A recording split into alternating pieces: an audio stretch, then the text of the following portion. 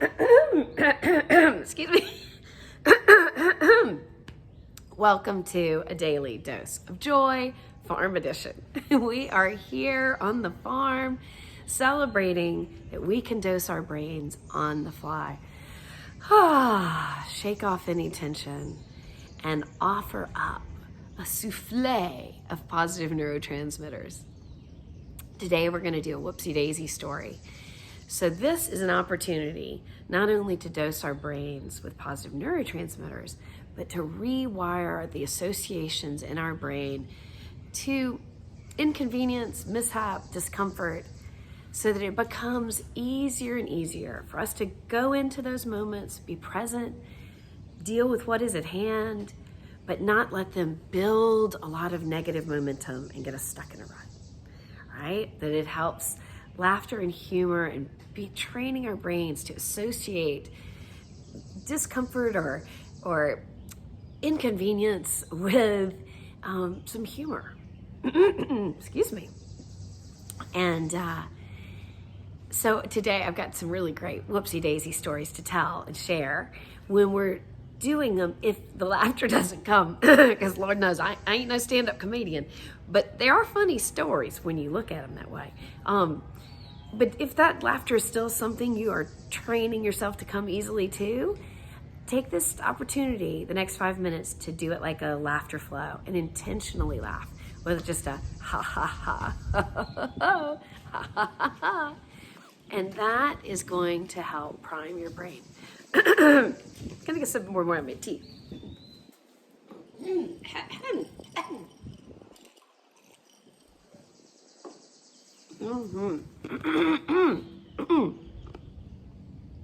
Okay.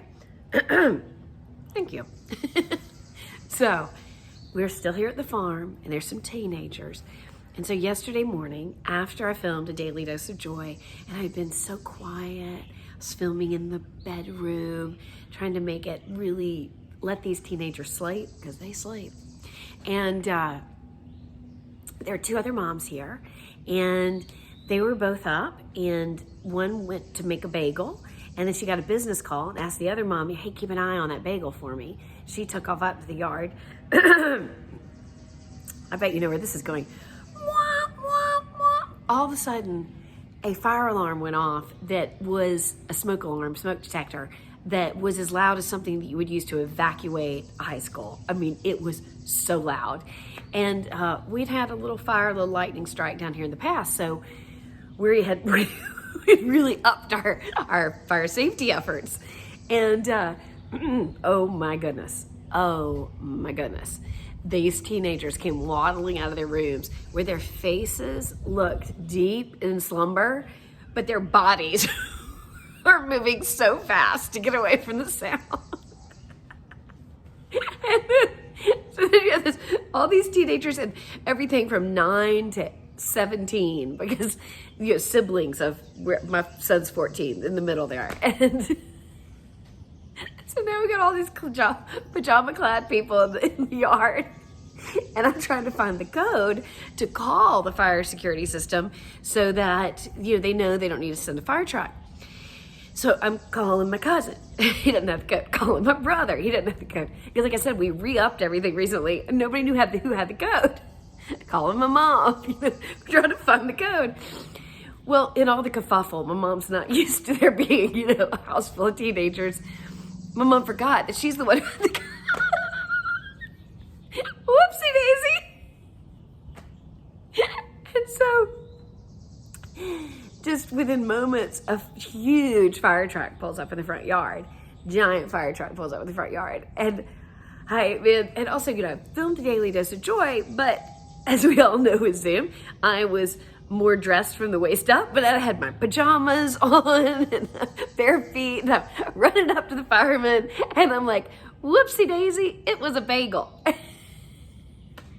the fireman was so funny. He just was just here. He's like, that's great. And we both started laughing.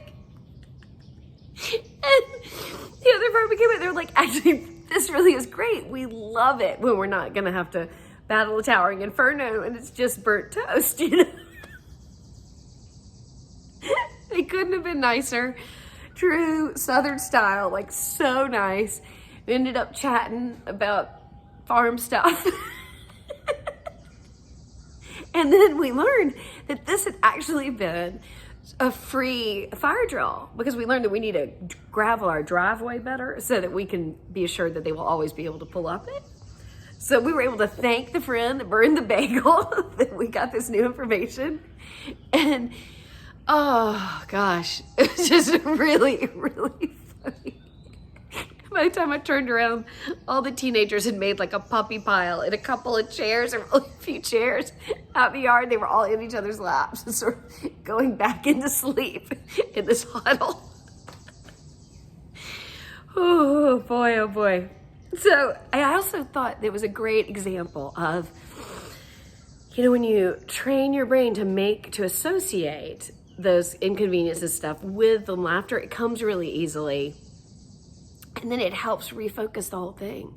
So instead of it being a negative in our day, it just was part of the events. And so that was Whoopsie Daisy story number 1. I have a second one for you. So into true teen fashion, teens can get kind of angsty with each other. There can be a little drama, especially between the boys and the girls. And so there were these 2 kids, and they were having some feels. So I sat down with them on the porch, and we talked through the feels, and we just sat present with some of these icky feelings. And then I could tell it was hard for them to sort of shift gears. Like, that was done, but how to shift back to playing with everybody else. And so I said to them, I said, well, you know what I see in front of me? I see 2 Charmin babies. I just want you to know that I will always see the beautiful Charmin babies when I look at y'all. And they were like, and I'm like, yeah, I just see you up on those fluffy clouds, looking so cute. So easy, those Charmin babies. And then the girl goes, oh yeah, those are those babies with the toilet paper. I'm like, yes, y'all are my sweet Charmin babies. So we had a little lightheartedness. I could see they were starting to kind of find their momentum. And so I head out to go do something else. About 15 minutes later, they come out into the living room, totally wrapped head to toe in toilet paper with like little halos around. They'd wrap their faces in these little cherubic faces. And they're like, hey, we're the Charmin babies. So, not to the Whoopsie Daisy part yet. So then I'm like, oh, this is so funny. We have a big laugh. But then I realized I have a house full of people, and they've gone into every bathroom and used every square inch of toilet paper. There's no toilet paper. They've gone into the storage cabinet and used the toilet paper. I have a house full of people, and guests, and 0 toilet paper. And I'm like, whoopsie daisy.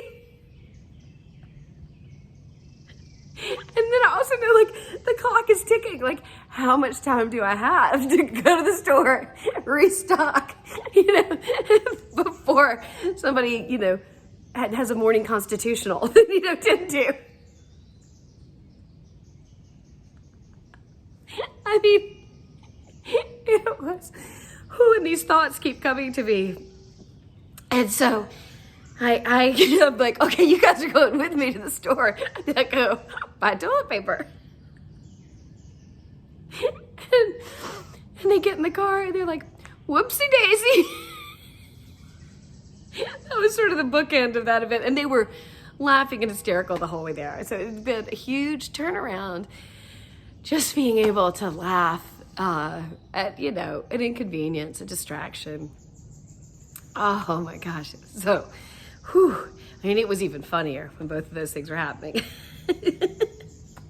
I hope that y'all see that your little mirror neurons, we're all picking up on each other's capacity to choose laughter, to choose our point of focus. And it becomes easier and easier and easier, I promise. So let's take 3 solidarity breaths to celebrate that we paused in our day and used one of the microdosing tools to up the positive neurotransmitters in our brain.